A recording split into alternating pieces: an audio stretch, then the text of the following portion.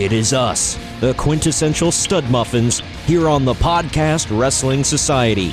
I am your loving leader, benevolent host, Midwest Monster, and the bacon in her eggs, Troy Adams. And with me right now, if you've got an hour, he's got the power. How can you have your pudding if you don't eat your meat? He is Greg. What up, Greg?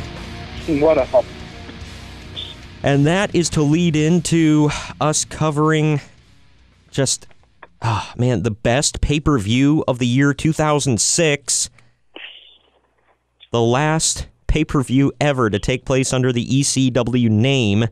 It is December 2 Dismember. Oh, no. Yeah. Well, you know what? I've got to give a big shout out here to you, give a big thanks right to open up this podcast, Greg, because I'm going to say thank you so very much for making me watch this crap. Yeah, anytime. I don't know if this is payback for making you watch terrible pay-per-views like WrestleMania 2, but You got me with Uncensored. That was a pretty rough one. Hey, you were the one that you were like, hey, maybe we should review Uncensored. And I'm like, yeah, watch it, and we'll talk about it. Oh, man. Yeah, and I did. Yeah, those were real fun. But yeah, let's dive into the show, shall we? Because there's a lot of crap to wade through here. Well, only 2 matches were announced for this 2+ hour pay-per-view that was being aired. So, but by the time, like, the pyro goes off at the beginning of the show, we only knew about 2 matches that were taking place this night. That's a great way to start out, isn't it? Oh, God, yes. And when the show starts and they're doing their play-up of what's going to go on that night and the commentators are talking, Joey Styles delivers a spoiler by saying that we will see a new ECW champion crowned tonight in the Extreme Elimination Chamber. This despite Big Show entering the chamber as the ECW champion.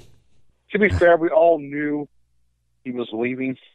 Yeah, but, like, really, you're going to spoil your main event right out the gate? Like, way to go, Joey. How long have you been doing this? I know. I was so, let down after that, because, I was so looking forward to this. Hey, that was the match of the night, Greg. So, laugh all you want, but that was the thing that got them into the building. So, I don't know why, but it did. Gotta draw money, man. Gotta draw money. Yeah. Well, I assume, because I don't remember the play up to this. Everybody just keeps saying there was only 2 matches announced. I assume the other one was the opening match, right, for the tag titles? Yeah. Okay. Wait. Yeah. Yeah, and everything in between was just impromptu. Yay. Well, let's dive right into it. The first match that aired was a tag team match between Eminem and the Hardy Boys. Taz and Joey Styles spent most of this match arguing with each other and not even calling the damn match. After some back-and-forth action, the match lasted over 20 minutes. Eminem performed a flapjack DDT on Jeff. Wait, that's a snapshot, right? I can't remember. Okay, yeah. Snapshot. And then during the pinfall attempt, Matt Hardy made the save and performed a double neck breaker on both members of Eminem. Jeff then hit a swanton on Mercury and Nitro, who were piled up on top of each other for the win. By the way, did you ever hear when the Hardy Boys were on Edge and Christian's podcast? Did you ever hear that? No. It bears... I bring it up because there was something in it. Or I don't know if you've noticed this, but Jeff Hardy doesn't do the swanton like he used to. Because he's like, yeah, it used to really hurt my tailbone because I'd try to protect the other guy and roll forward and whatever. He was like, I finally hit a certain age where I'm like, you know what, screw it. I'm just going to crush people. And he said that's why somebody asked Carl Anderson, they were like, so what's the hardest move for you to take and everything? And he's like, no doubt, Swanton Bomb. He's like, Jeff Hardy killed me for 2 weeks straight over in Europe. I hated it. Ouch. Yeah, it's like, damn. And Carl Anderson is a manly man, so. Such a man. Such an effing man from right here in Cincinnati, Ohio. And yes, I did the thumbs up like Mick Foley when I said that. Dork. Next was Matt Striker versus everybody's favorite Balls Mahoney in a Strikers Rules match. It keeps getting better. You hear that and you start thinking like, oh, it's going to be like a boxing match, Strikers Rules. Yeah, nope. The rules were no gouging of the eyes, no pulling of the hair, no maneuvers off the top rope, and most importantly, no foul language. To which he said nothing about the dude flipping him the bird in the crowd behind him. And his opponent's name being Balls. Yeah, and the crowd, and like when he's got him in like submission holds, the ref's like, "What do you say, Balls? You giving up, Balls?" Oh, it's hilarious. By the way, Striker's tights were super tiny, and his face was on his ass. Why? Oh, yeah? I don't know. And the did you notice that the camera kept zooming in really close, high, and tight on his ass throughout the whole match? I didn't, luckily. It was super uncomfortable. I was like, who the hell is the director is like, get a like nice tight shot on that ass. Like, show that ass. Show that teacher's ass. Yeah, it's like, what the hell is going on here? It's not bad enough that he's got tiny little trunks, and then you're like, oh, zoom in on it. We put his face on his ass for a reason. Go in tight. Wow, that sounded really wrong when I said something about his ass. Anyway. Yeah, that's when it sounded wrong. Yeah, the whole thing is wrong. Anyway, Balls Mahoney won the match after he hit a spine buster and pinned Striker for the win. Yay! After the match, Sabu was shown injured backstage from a backstage attack, and they said he was going to be unable to compete in the Extreme Elimination Chamber match. In reality... No! I was actually a little let down by that because, like, yeah, in normal matches, yeah, whatever, Sabu, yay. But, like, this was, like, the match where it's like, if you're going to have him in something right there. But no, let's replace him. I guess in reality, it was rumored that Sabu had had some animosity surrounding him backstage and was said to be uninterested at television tapings. Rumors evolved, stating that the WWE viewed Sabu as being, quote, useless in normal matches. Oh, no. And that he... He's all telling the world. Yeah, and that he could only perform in matches that included, quote, stunts and tables, and the WWE doesn't respect him because of that. Oh, shocker. Yeah, I think that's kind of fair. Yeah. This was reportedly part of the reason that he had been scripted to be easily defeated by Umaga in an episode of Raw a few weeks earlier. WWE Chairman Vince McMahon wanted to put Hardcore Holly in Sabu's place so that Lashley would have more villains to overcome. Oh yeah, because Hardcore Holly is, you're going to throw somebody in there to replace Sabu in a hardcore match. Might as well be him. Paul Heyman was legitimate. I'm sensing some sarcasm in your voice. No, never. Okay, Paul Heyman make sure.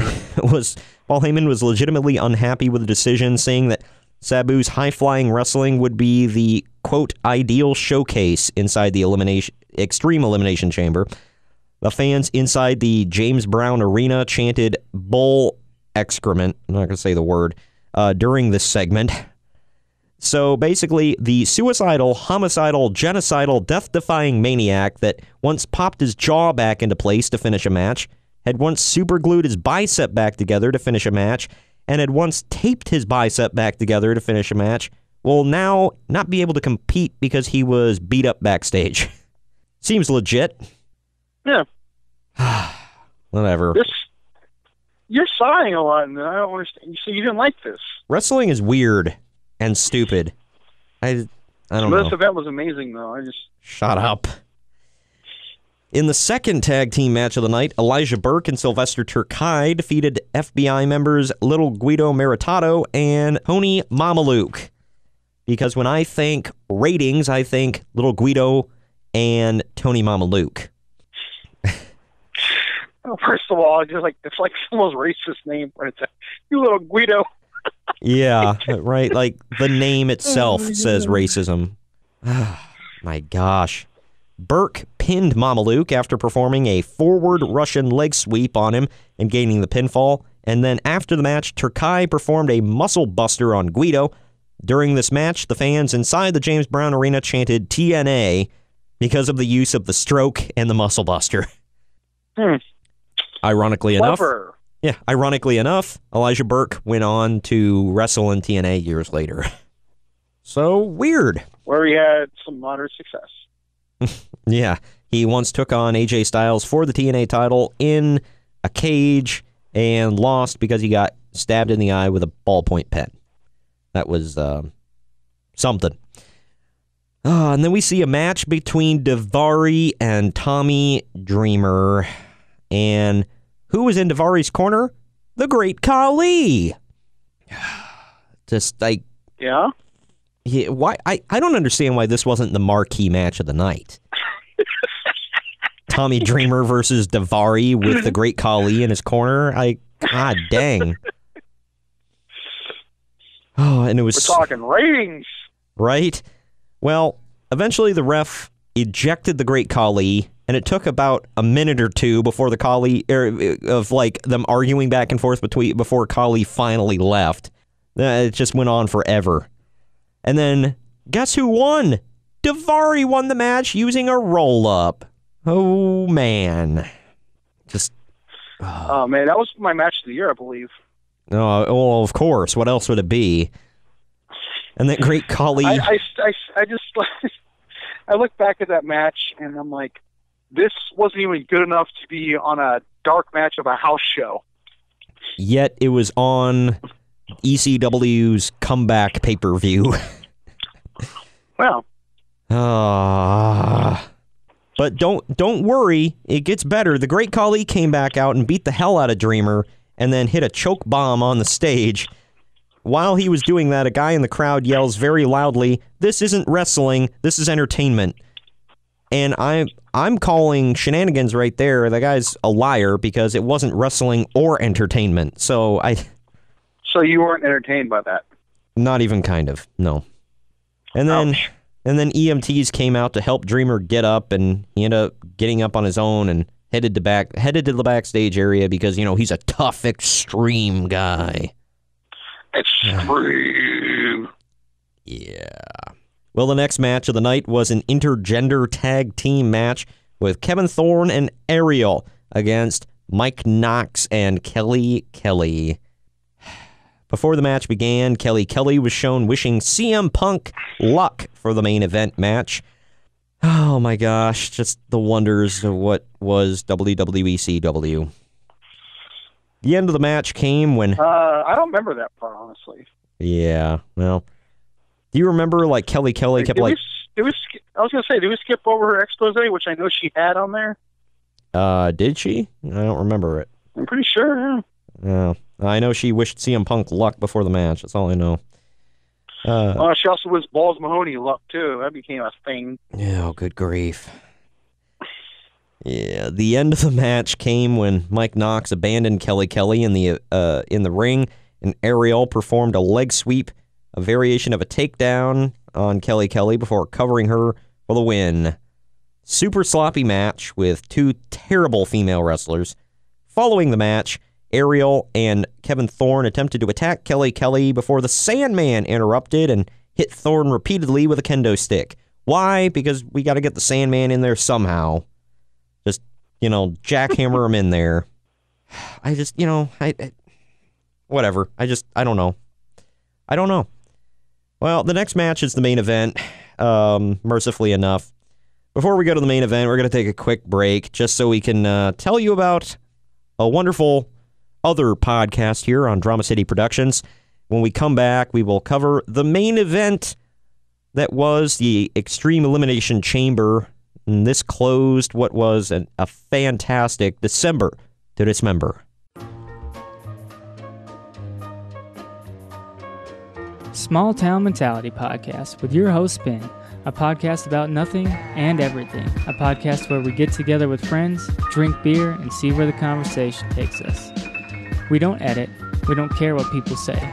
It's small town people with a small town mentality.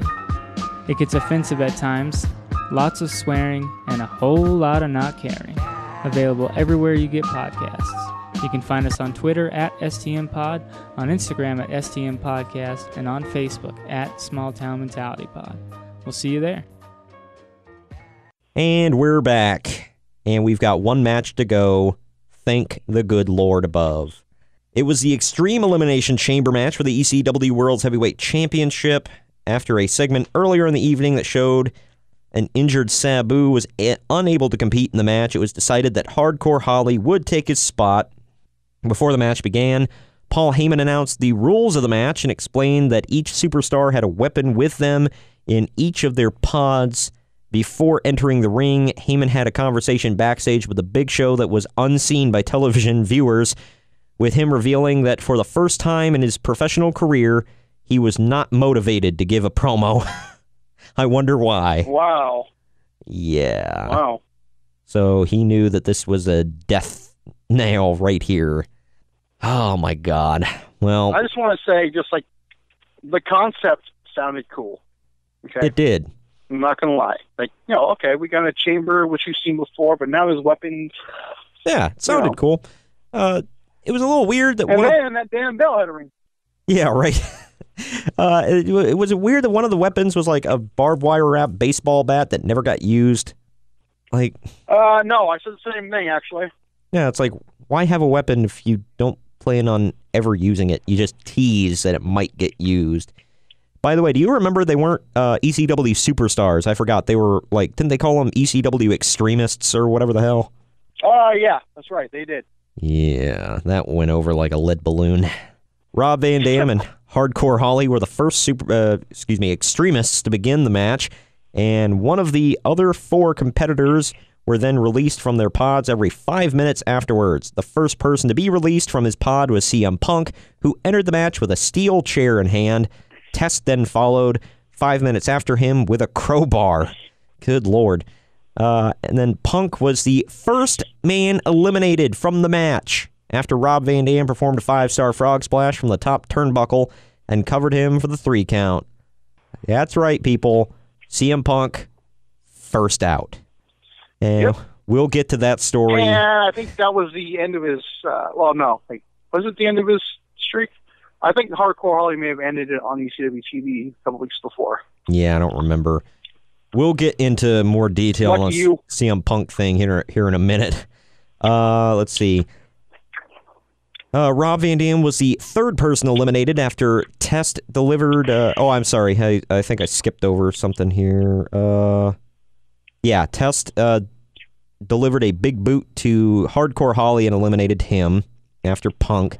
And then Rob Van Dam was the third person eliminated after Test delivered a diving elbow drop from the top rope from the top of a pod and pinned him.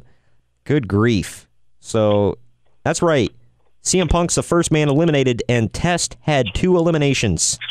Think about that for a minute. Yep.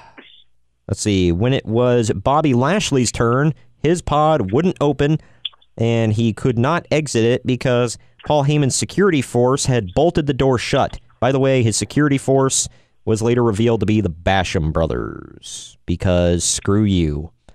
Lashley... I guess JBL wasn't paying enough to be his, secretaries of defense? Yeah. Paul Heyman's got that ECW money, man. Lashley then used the table that was... I'm going to leave that alone, sorry. Yeah. Lashley then used the table that was with him to smash through the pod, allowing him to escape. He then delivered a spear to Test to eliminate him. Big Show was the final man to exit his pod and had a baseball bat wrapped in barbed wire.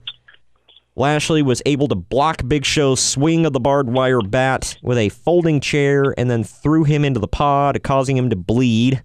Lashley then managed to reverse a chokeslam into a DDT and delivered a spear to win the match and become the new ECW champion. So even though this was ECW and this was technically supposed to be Paul Heyman's thing, Vince McMahon snuck in there and was like, nope, we're crowning Bobby Lashley.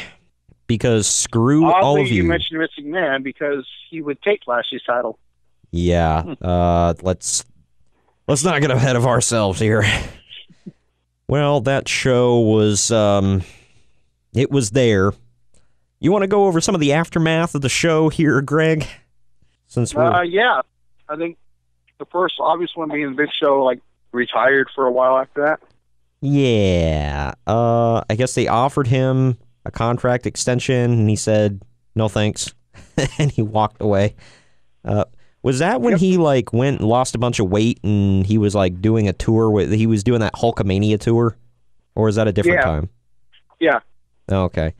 Yeah. Pretty sure it was that one. And then he went over. He was like having matches with Hulk Hogan over in Australia, and he was calling himself Paul the Great White. Mm-hmm.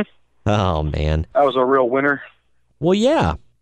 Well, less than 24 hours after the pay-per-view, WWE announced on their official website that Vince McMahon had sent Paul Heyman home, citing, quote, slumping television ratings and a disgruntled talent roster as causes for Mr. Heyman's dismissal, end quote. Heyman and McMahon clashed on the plane to the North Charleston Coliseum, and after a producers meeting, Heyman was escorted from the Coliseum and sent home. He was also immediately pulled from ECW's creative team after the altercation. Well, yeah, and look how good it became. Yeah. Yeah, we got Ezekiel Jackson as the champion. Just like, yippee. The real last ECW champion. Yeah, screw Rhino. It's him. Good Lord. Well, I think it was Bruce Pritchard was talking about that. He said because he talked about I guess the lead up to that Elimination Chamber match. He said Paul's pitch was this: CM Punk comes in and eliminates everybody with the Anaconda Vice, including the Big Show. He slaps the Big Show in the Anaconda Vice and makes him tap out. To which Vince was like, "No way in hell." And then, well, I mean, yeah, he was a new guy. Yeah, well, plus the fact that, I mean, I love CM Punk, and he was, I was a big fan of his, but look at him, look at the Big Show. Do you think he's going to slap him in the Anaconda Vice and make him tap out? Yeah, I know. It's true. And Pritchard said what made it worse was, he said Heyman didn't know how to just shut up and just admit defeat or compromise or something like that. You don't say. Yeah. Because he said... I don't buy that. Yeah, well, he said they'd be in the meeting, and Vince would be like, no, we're doing this. And he would, well, what about this? And he's like, no, we're doing that. Well, how counterpoint, how about this? And he's like, just shut up, Paul. And he would keep going, and finally he was like, all right, get the hell out. So, that was, yeah, so apparently that's what happened with that, according to Bruce. Why do you Pritchard. argue with the man? Yeah, especially, I don't know, if I was Paul Heyman and seeing like track record of, stuff like that in the WWE, it's like Vince McMahon knows how to take care of his product. Everybody else's product can suck it, it's like he knows how to take care of his product. So as Paul Heyman, if Vince McMahon would have been like, we're going to bring back ECW and, you'll have creative say, and I would have been really hesitant, but Paul was like gung-ho about it, like, yes, we're bringing back ECW. That was another thing. Apparently, during the invasion, when they were bringing WCW in and legitimately talking about maybe having a second brand of WCW, apparently that really pissed off Paul Heyman. And his argument was, well, WCW is a dead brand. How about ECW? To which the argument was, isn't ECW a dead brand? I believe it was dead before WCW, so yeah. Yeah, like they were the first casualty of the Monday Night War. At least WCW. And they weren't even in it. Yeah, whatever. Paul Heyman, people was, he was a genius. It's like in some aspects, but he needed a muzzle. Like he needed to be reined in at times. Yeah, that's why I don't get when people say this guy's a genius. I mean, the guy folded a company. He still owes people like legit money. Yeah, well, I mean, he's not just. I mean, on the microphone, yeah, maybe creative, yeah, but when they say he's a genius of this, you're out of your mind. I will say this: he knew how to get as much as he possibly could out of very little to work with. Like, look at his talent roster from ECW. he made those guys kind of matter. Like, well, yeah, I mean, he gave him a little spotlight, but then missing man made him matter. Well, no, I mean, like, you look at, I mean, he made these people matter back in the 90s, like Sabu, Sandman. If they would have been in WWE or WWF back then, nobody would have known who the hell they were or given a crap. No, yeah, that's very fair.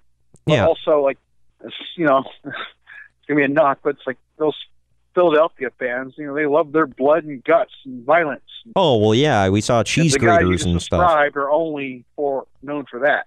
Yeah, so, I mean, but it's like I'm not trying to take away what you said, but that's why they mattered, because those those sick people love that stuff. Yeah, and he knew how to, and he did give people like Raven a spotlight to really flourish, because up until that point, Scott Levy was, you know, the manager that dressed like a goof and carried around I'll say that. I've always said that I thought Raven was one of his best creations.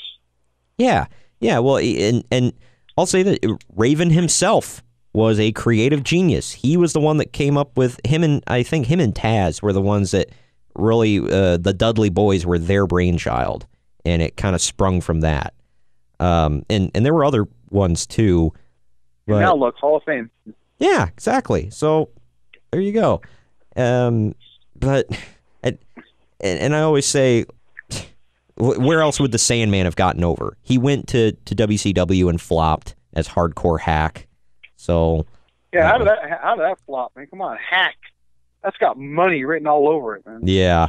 By the way, Tony Schiavone recently did a podcast where he'd never seen ECW before, so Conrad made him watch the first ever ECW pay-per-view, and Tony said, "Well, I've never seen a Sandman match before." It's like, technically you have. Do you not remember that he was in WCW as Hardcore Hack? Wow, that's pretty bad. Yeah. It's like, that's the first thing that sprung to mind. I was like, wait a minute, you were commentating then. Okay. I found one of the funniest blunders of that run when he came through the audience with barbed wire wrapped around his body. Oh my gosh, yeah. And like it was clearly rubber.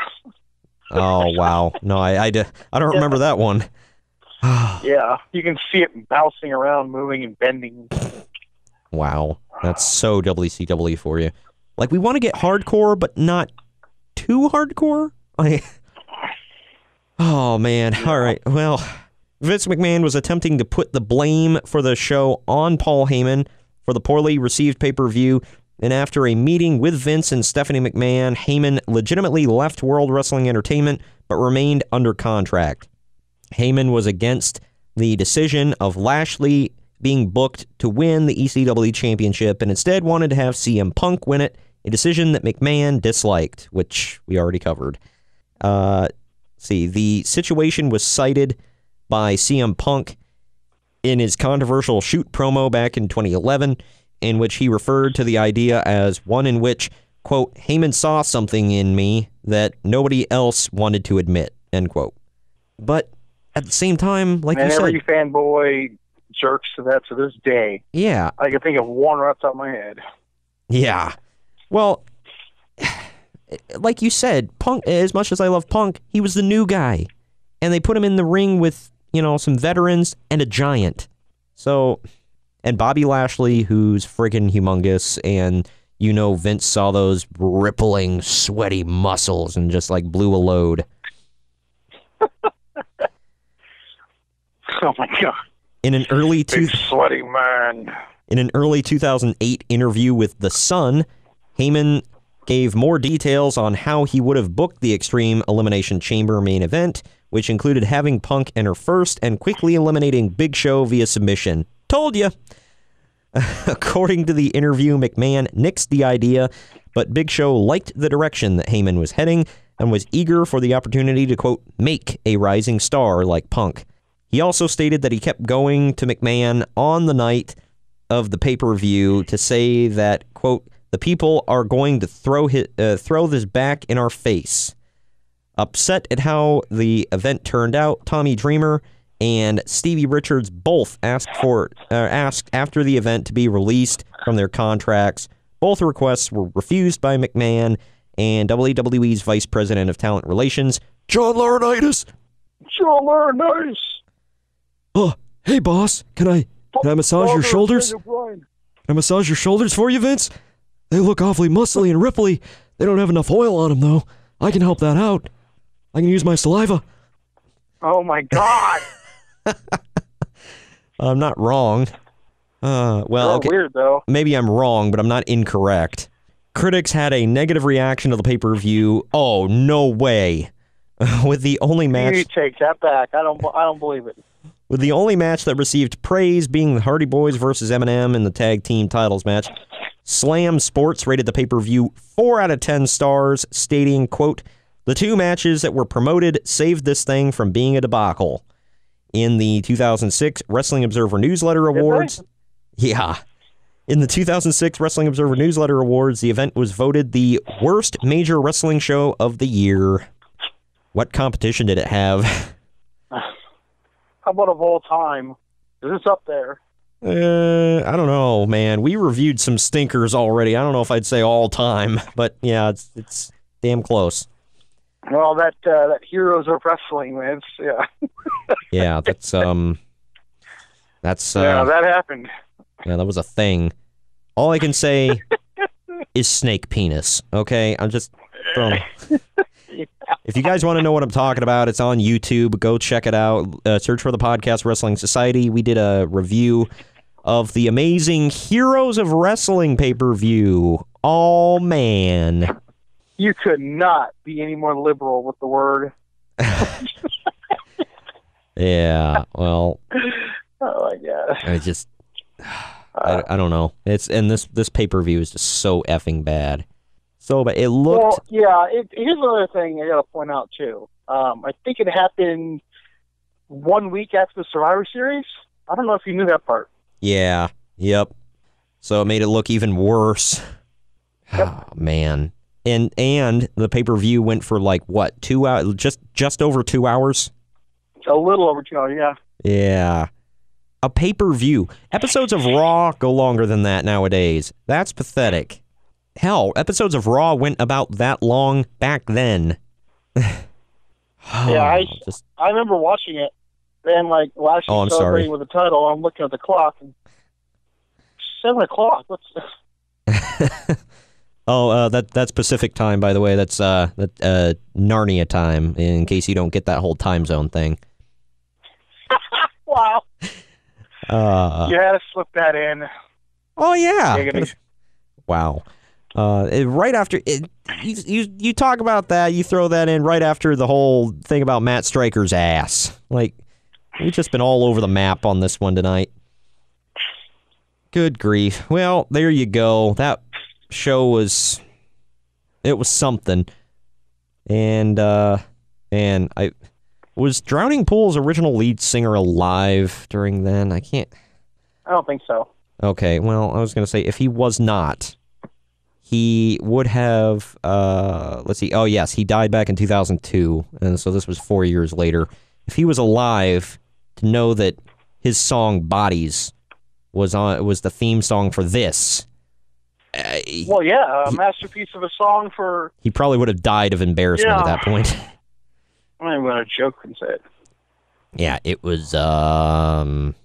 Anyway, we've crapped on it enough. I think it's time to wrap it up. Have we? Yeah. I want to forget that this ever happened and, just kind of move on. But anyway, I'll talk about it again next time. No. We got a very special top 10 list for y'all coming up in a couple days. We have the top 10 creepiest wrestlers / storylines in history. So strap yourselves in for that. Yeah. It's a fun one. But they're all fun. Thank you for joining me today. That one's gonna be, yeah. It's gonna be something. We'll let it happen. Yeah. Well, thank you for joining me today, Greg. Of course. And I think my body's about to hit the floor after having to watch this damn thing. We'll see you all next time. Later. Later.